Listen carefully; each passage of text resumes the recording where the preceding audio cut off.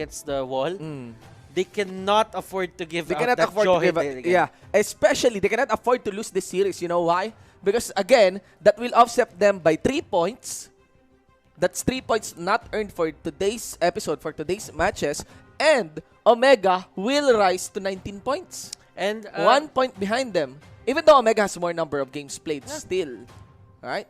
And a low-key team just giving, Bren Esports a run for their money.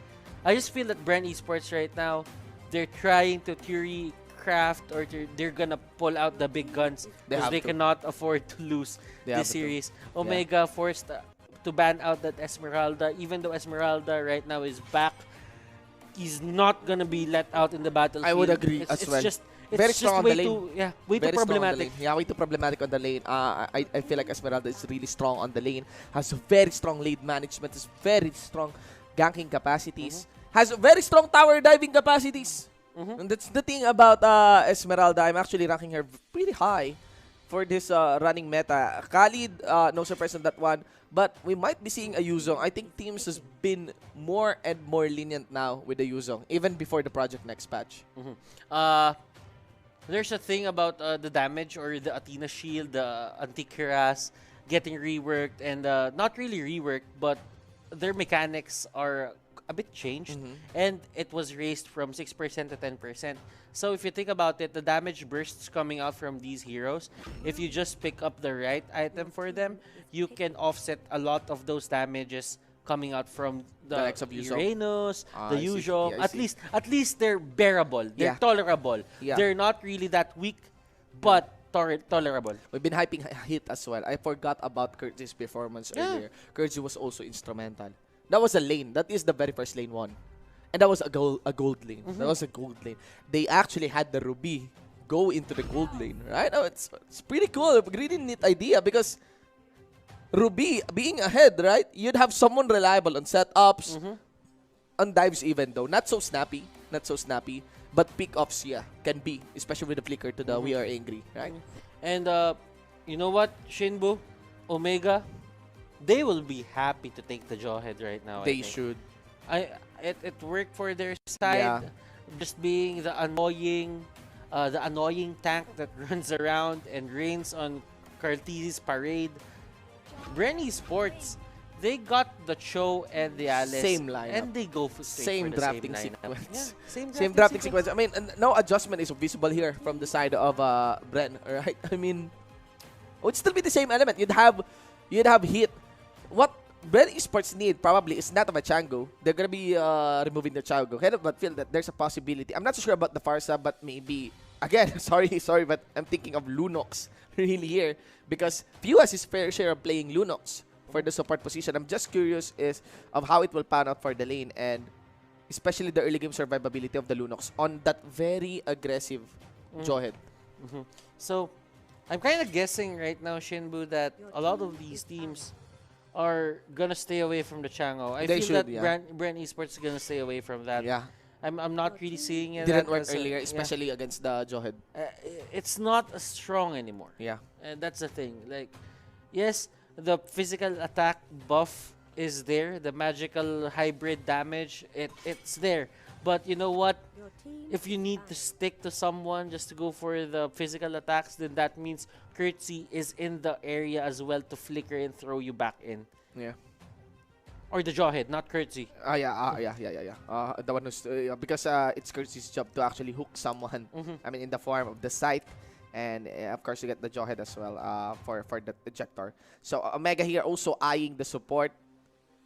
But I cannot but feel that this is where Omega might be confused. Cannot but feel that Bren Esports has a lot of tricks up their sleeve.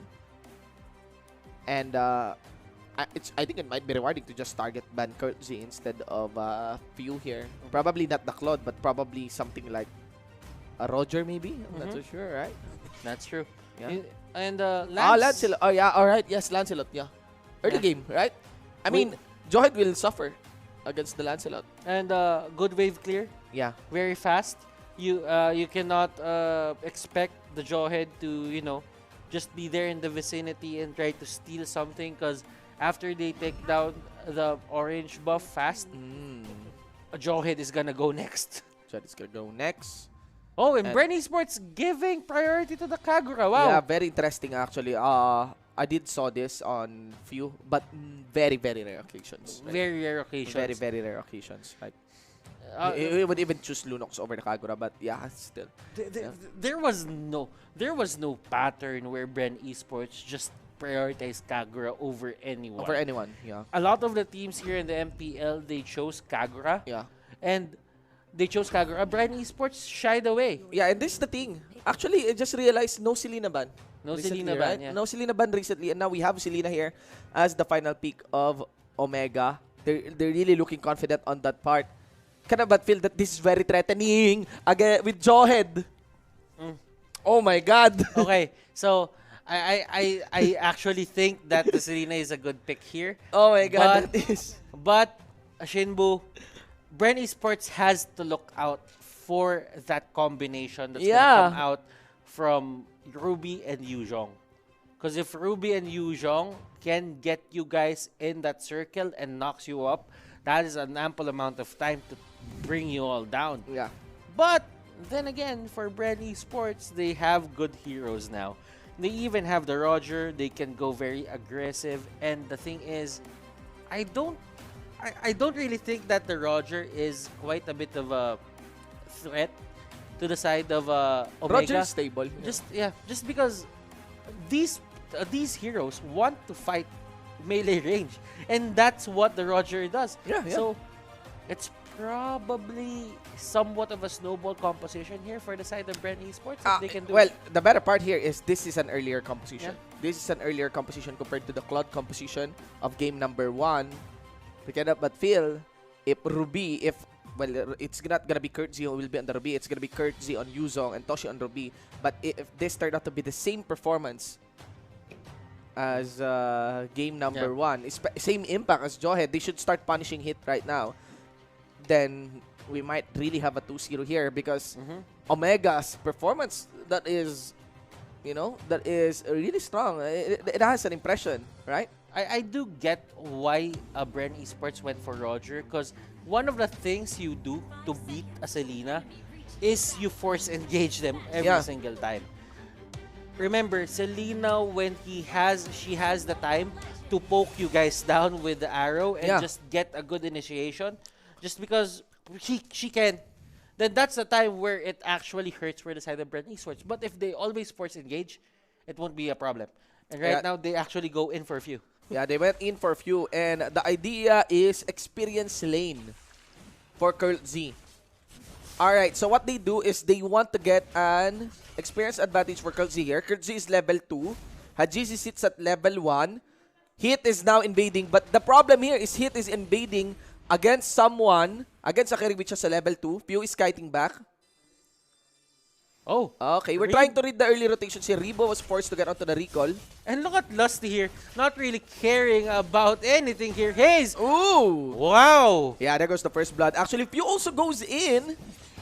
And he got cornered here. That's 2-4-0. So, that was a good attempt, I think, by Bren. It's just really, it fell short by a very, very little margin, especially of... I think it was Hayes surviving. Look at this Flap trying to go for that invade. But here is where the patch makes a lot of sense. You cannot just force yourself in and take that without the Hunter's Knife. Yeah. The Hunter's Knife made you capable of doing this. And it seems to me like Bren Esports, they're trying out new things. But it's not really working on their favor. Let's look onto the Gillette instant replay here. Butters. One auto. He went for the flicker. Quite a bit late on the flicker, honestly. And that is the thing. There's a lot of damage there, and Hit always has a very high presence of mind in participating and making sure that he dishes out the most damage possible for his teammates. So, yeah, that is a good lead. And the worst part about it for Bren is that Hajizi was involved. He got 2 physical attack dagger lead compared to Roger here with the boots. But there's a very little lead. That's just 100 gold lead here. Lusty, he will be popped once again. And look at how commanding this Jawhead pick is to the map. They're really just showing a lot of stuff that they can possibly pick off with this Jawhead. Oh my God. That's a lot of crowd control. And the problem there is, look at the durability there of Hit. And it allows for Hajizi to just clean up.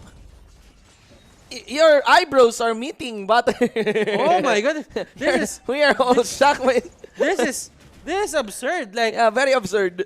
this is absurd. I mean, Heath, I'm not really looking at it in a way that Omega cannot beat Bren, but the amount of pressure that a Jawhead and a Selena puts into the map, I cannot fathom how pressured Bren Esports is right now. And Hit is on a support emblem. Hit is on a that's not a tank emblem even. Not even a fighter emblem. So look at that. That is crazy, man.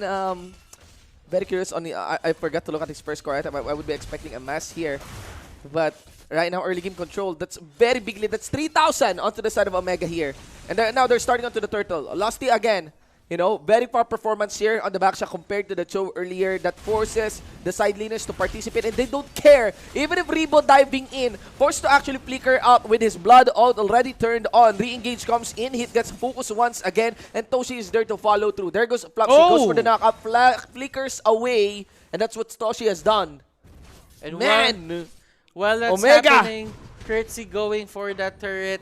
Now you can see that there is quite a significant change in the turret damage. Yeah. Turret damage that you can do. It's reduced to make sure that the laning stage sticks for a bit. Now Omega, they're commanding this. They're commanding this game, and here's the thing. Because of the side laner, because of Flaptz, because of Flaptz being forced to participate in the mid lane. Now, Kurtzy has the level advantage. I cannot but feel that Flaptz missed a few scroll siege minions, experienced minions on the bottom lane, and Kurtzy has the lead in terms of level. And here's the thing about the levels. That scales really, really well in the early game with execution. The higher the level, the higher the damage of execution will be. They can really not understand what Omega is doing here. It's just pressure after pressure. Yeah. Even Rebo. Look at it.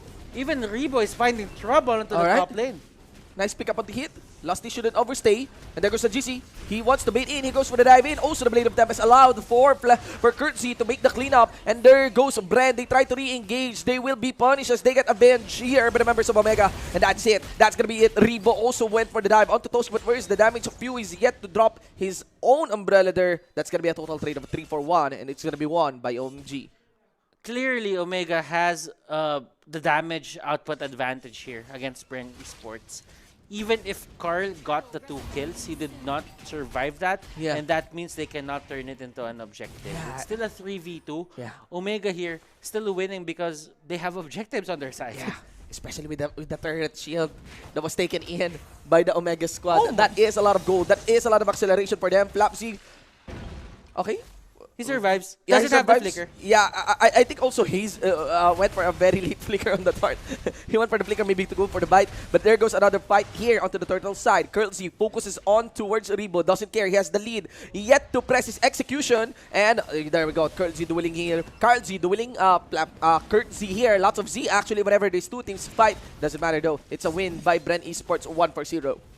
What is the true TZ connection? Is it Hajizi and TZ, Kurtz, or Kurtz and Flaptz? Yes. Who is the real TZ connection? It's the real here? TZ, man. You get the real Slim Shady, but here in PH you get the real TZ. Slim the real TZ. Slim TZ, the Slim TZs. The Slim TZ. Man, oh man, Bren Esports here. They are on the verge of losing this series, but you know what, Omega? They are still capable of making mistakes. Look at the as gold well as lead Bren here. Esports. Look at the gold lead here, man. Yeah. 5K almost onto Hajizi, 3.6 onto Kurtz. This is Project Next. I think Ling is exceptional right now. Yeah. Seeing how imperative for you to rotate fast into the map. And get objectives, right? Oh! And participate in the lanes and win the lanes here. But of course, Bren Esports will be able to secure the turtle. It's still going to be the same story. No patch update can actually hinder him on stealing the turtle. And that's it. That's going to be Bren going for the cleanup. Quite late here for the entrance of Flaptz. It doesn't matter though.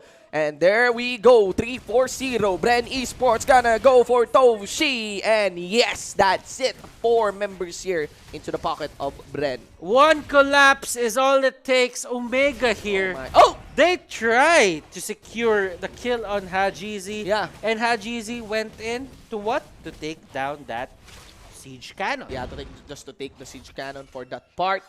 Bren was able to capitalize here. Let's see the Gillette instant replay here. Now, you're seeing this Shinbu that Retribution was perfect, RNG was on their side. Carl went for the artillery. He went for the backlines first for Selena so that there are no more arrows that you're gonna fly out and disable them. Yeah, and also I think Cartesi was able to face out with that light and bounce. That's why no clear target to the Cartesi. But it will be a different story here. Hajizi it engages on the Cartesi. And also gonna be an airborne here delivered by Flaftizi towards Hajizi. Hajizi points him. And of course Cartesi following up onto Rebo, ladies and gentlemen, with the blood out already on. Toshi onto the back line. Lusty as well on this outer mid lane inhibitor turret and also mid lane turret. And they get few as well dancing around. Toshi has the durability for this, allowing Kurt Z to actually go for the push. Talk Maybe a fight. about overstaying your welcome, Rebo. Just connecting with that flowing blood and that blood Look at Toshi. And Rebo gets Man. popped by Toshi. Yeah, I mean, only sights coming in from Toshi there as Rebo is just making sure that Toshi doesn't leave, doesn't respond to go for a dive here on the mid, but at the cost of his own life. No sustain can withstand here. The sights on Toshi, not having to actually have the Deadly Blade even. Just has close and endless battle and a Vitality Crystal. Oh my god. I think that's one of the problems here for the side of Bren Esports. Yes, it's a good alternative against a Raptor Machete.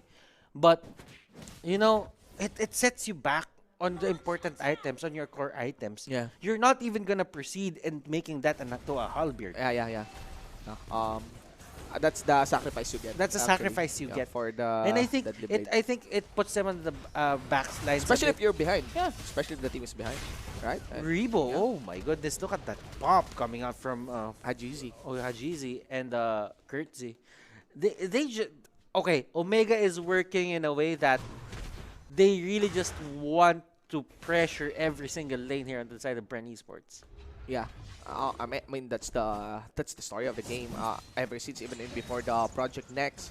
It's just that it is more rewarding. It's more rewarding right to actually get the pressure onto the lanes. Flapsy commits to his way of the dragon, commits to his death, and of course Bren Esports gonna follow up. And that's it. Lusty wasn't able to back out very quick. Rebo is, of course, he just came from the base. Really no chance of going in. Now that is, I'm not accounting for mistakes here on Bren, but that is a clear mistake there by Flapsy. I don't know why he went in for the commit on that way of the dragon. Yeah. There was really no way For Bren that you can get the kill on Heath. If that was a Ling, I would have understood that. Yeah, and all in on healing. That means Carlsy can just go in with a Lycan bounce. Especially without purification on take him Hajizi. down. And probably it would stop Omega from taking down the Lord. But if it's a Jawhead, you don't really do that. You don't really do that. Fully commit onto that one. He doesn't even need to land the ejector. He just need to activate the smart missiles for that part. There's gonna be an easy catch there for Rebo. Can have that feel that this is really a leaning tower. Getting brought down by a slight push by the Omega here. And then escalates very, very quickly. Hit here, focusing towards Carl TZ. And now a follow-up dot in by Toshi quite late. Now they're focusing towards Lusty. Lusty's shell gets cracked. And it's going to be a trade of 1-for-1 with the buff going to the side of Omega. You know what? While everything of that is happening onto the map, Haji and the others, they just go for the split. There is a Lord into the bottom lane of Bren Esports here. 3 lanes. Problems on 3 lanes. Yeah. You know, this Hurlder just piles up for the side. And against Bren Esports, ladies and gentlemen, at 17-8. And my oh my, this is totally surprising against a team that has the longest win streak here at our regular season. This is going to be their very first defeat if ever this goes fully and gets shoved completely against their base. A miracle here is required to save the streak, ladies and gentlemen. And there goes Flaptizi. He went for the flicker, just connects the way of the dragon onto Hajizi. There's gonna be Cartesi not allowed to actually cast the Lycan bounce, and that's it. Hajizi will be able to walk away. Lusty also follows through along with Rebo, and the fight breaks out. Hajizi re-engaged with a full health. Where is this coming from? And now let's see here. As he falls back, there is going to be hit quite quick on the flicker. And now we got here the push being done here by the members of Omega onto the inhibitor turret in the top lane side. Rebo going to be melted through by the members of Omega. And I think that's it. It's going to be pick after picks. And few will be the next one to be kicked out of life here by Omega. Bren Esports, look at what one patch can do to the invulnerable ones. They looked unbeatable way back on the previous meta, but right now they're on their last legs. They're on their last legs. Will the streak stay alive? Will the streak stay alive? It's actually flashing before their eyes. You know, kills after kills, a mega kill against their main carry, and that's it. Onto the base. The streak has ended.